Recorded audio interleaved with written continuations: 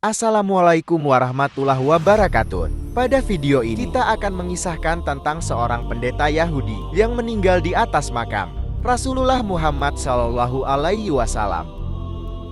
Di kota Syam di Syil, ada seorang pendeta Yahudi yang sangat membenci Rasulullah Muhammad Shallallahu Alaihi Wasallam. Di kota Syam itu, dia mempunyai semacam kegiatan keagamaan atau pengajian di setiap hari Sabtunya. Kegiatan ini pun dihadiri oleh puluhan ribu jemaatnya dengan membaca kitab Taurat secara bersama-sama. Suatu saat, ketika dia belajar mempersiapkan materi yang akan diajarkan, tertulis di dalam kitab Taurat tentang bagaimana sejarah keragungan Nabi Muhammad SAW. Awalnya dia menemukan 8 lembar di Taurat itu yang mengisahkan tentang Nabi Muhammad SAW. Karena rasa bencinya kepada Rasulullah Shallallahu Alaihi Wasallam, dia pun merobek 8 lembar dari halaman itu dari kitab Tauratnya. Pada hari Sabtu berikutnya atau minggu kedua, di kesempatan yang sama, dia menyiapkan materi kitab Taurat yang nantinya akan diajarkan kepada santri-santrinya atau jemaatnya. Dan dia pun kembali menemukan keterangan dalam kitab yang menjelaskan tentang sejarah Rasulullah Muhammad Shallallahu Alaihi Wasallam. Ada 16 lembar halaman. Maka dia pun merobek 16 halaman itu. Kemudian pada pekan hari Sabtu berikutnya atau minggu ketiga, saat dia mempersiapkan materi untuk pengajiannya, dia kembali menemukan 24 lembar dalam kitab Taurat yang juga menceritakan tentang Rasulullah Muhammad Shallallahu Alaihi Wasallam, dan semuanya pun juga disobeknya. Karena telah menyobek semua cerita tentang Nabi Muhammad SAW di dalam kitab Taurat, maka membuat si pendeta menjadi penasaran. Seperti apa Nabi Muhammad SAW ini? Kenapa sampai diceritakan di dalam Taurat? Semakin hari, rasa penasaran yang ada padanya pun semakin bertambah, hingga dia berencana untuk pergi bertemu dengan Nabi Muhammad SAW. Tapi dia berpikir jarak antara Syam dan Madinah tidaklah dekat.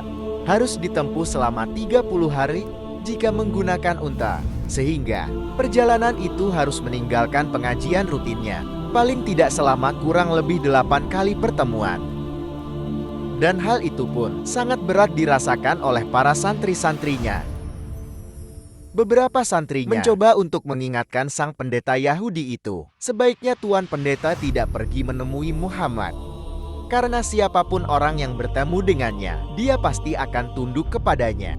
Kalau nanti Anda tunduk kepada Muhammad, lalu siapa nantinya yang akan memimpin kami? Kata salah satu dari jemaatnya. Mendengar nasihat dari jemaatnya, si pendeta pun mengurungkan niatnya untuk pergi ke Madinah. Seminggu kemudian, tiba-tiba keinginannya untuk Nabi Muhammad Shallallahu Alaihi Wasallam muncul kembali. Kali ini sang pendeta menjadi semakin penasaran. Tapi lagi-lagi santrinya ataupun jemaatnya melarang untuk pergi ke Madinah. Bahkan tiap kali ingin pamitan ke Madinah, para jamaahnya selalu menahannya. Dan ini terjadi sampai 3 kali. Jemaatnya tak pernah mengizinkannya untuk pergi menemui Nabi Muhammad Shallallahu Alaihi Wasallam. Akhirnya karena keinginan itu sudah tak tertahankan lagi, sang pendeta berkata kepada jemaatnya, atas kebesaran Nabi Musa dan kitab Taurat, aku berharap kalian memperkenankan agar aku bertemu dengan Muhammad. Mendengar perkataan dari sang pendeta, akhirnya mau tidak mau, para jemaatnya pun merelakan pendetanya untuk pergi menemui Nabi Muhammad Shallallahu Alaihi Wasallam di kota Madinah. Akhirnya pada suatu hari, berangkatlah sang pendeta ke kota Madinah. Dalam perjalanan yang ditempuhnya itu, dia memakan waktu selama 30 hari. Maka sampailah dia di pintu gerbang kota Madinah. Di situ sang pendeta bertemu dengan seorang laki-laki tampan, berkulit putih, berbadan tinggi dan berbaju serba putih. Karena saking gagah dan rupawannya, sang pendeta mengira itulah Nabi Muhammad Shallallahu Alaihi Wasallam. Lalu sang pendeta mendekat dan berkata, "Assalamualaikum ya Muhammad."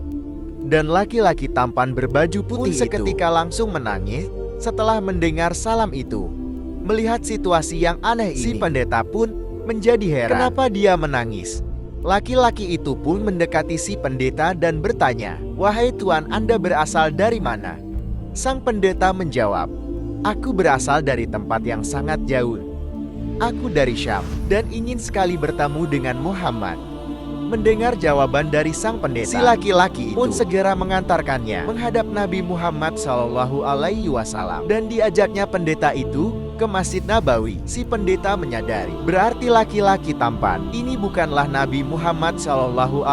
Rasa penasarannya membuat dia semakin tak sabar untuk segera sampai bertemu dengan Nabi Muhammad SAW. Belakangan diketahui bahwa laki-laki tampan berbaju putih itu adalah Salman Al-Farisi. Ketika sampai di Masjid Nabawi, sebelum masuk, dia mengucapkan salam.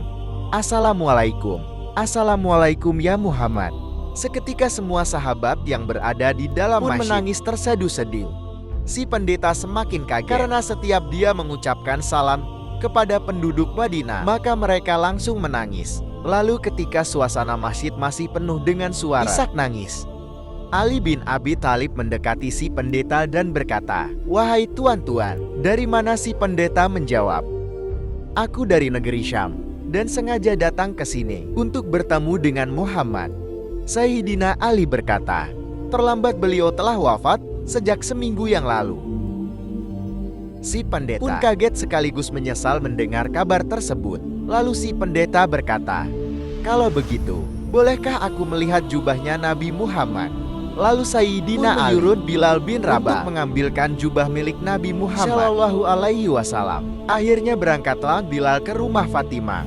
Dari luar rumah, Bilal berkata, "Wahai Sayyidah Fatimah, ada tamu yang ingin melihat jubah Rasulullah Muhammad SAW. Aku disuruh Ali untuk mengambilkan jubah itu untuknya." Ketika Sayyidah Fatimah membuka lemari tempat jubah itu disimpan, Fatimah langsung menangis, teringat akan bau harum tubuh ayahandanya beliau. Maka diberikannya jubah itu ke Bilal. Bilal pun langsung cepat-cepat ke masjid dan memberikan jubah itu kepada Sayyidina Ali. Sesampainya di masjid, jubah itu pun diberikan kepada pendeta. Kemudian sang pendeta itu pun menciumi jubah itu. Lalu si pendeta Yahudi ini berkata, "Ternyata benar, dialah utusan Allah." Beginilah bau harum Nabi Muhammad, seperti apa yang disampaikan di dalam kitab Taurat. Dan ketika jubah itu dihamparkan, dia melihat ada 12 tambalan pada jubah itu. Dan dia meyakini bahwa jumlah itu sesuai dengan apa yang diterangkan dalam kitab Taurat. Akhirnya si pendeta sangat yakin kalau Nabi Muhammad SAW betul-betul seorang utusan Allah Subhanahu wa Ta'ala. Dan dialah Nabi penutup di antara semua nabi, seperti yang tertera di dalam kitab Taurat.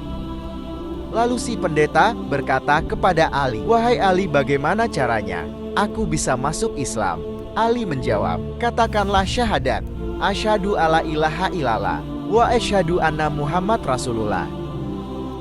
Pendeta itu pun mengikut dan dia pun menjadi seorang muslim dengan kalimat syahadat itu. Lalu setelah resmi menjadi seorang muslim, si pendeta berkata, "Wahai sahabatku Ali, bolehkah aku berziarah ke makam Rasulullah?" Kemudian Ali menyuruh Bilal untuk mengantarkannya. Maka sesampainya di sana, dia mengangkat kedua tangannya dan berkata, "Ya Allah, aku ingin bertemu dengan Muhammad. Tapi kini aku sudah terlambat dan aku ingin Engkau mempertemukanku dengannya di alam barzah. Mohon ya Allah, matikanlah aku." Dan pendeta itu pun tiba-tiba terjatuh dan langsung meninggal dunia dalam keadaan husnul khotimah. Para ulama mengatakan, jika seseorang betul-betul mempelajari kitab agamanya, maka di sana akan ditemukan nama Nabi Muhammad SAW sebagai Nabi yang terakhir. Dan itulah sedikit tentang pembahasan tentang seorang pendeta yang meninggal di atas makamnya Rasulullah Muhammad SAW. Mudah-mudahan video ini bermanfaat. Wassalamualaikum warahmatullahi wabarakatuh.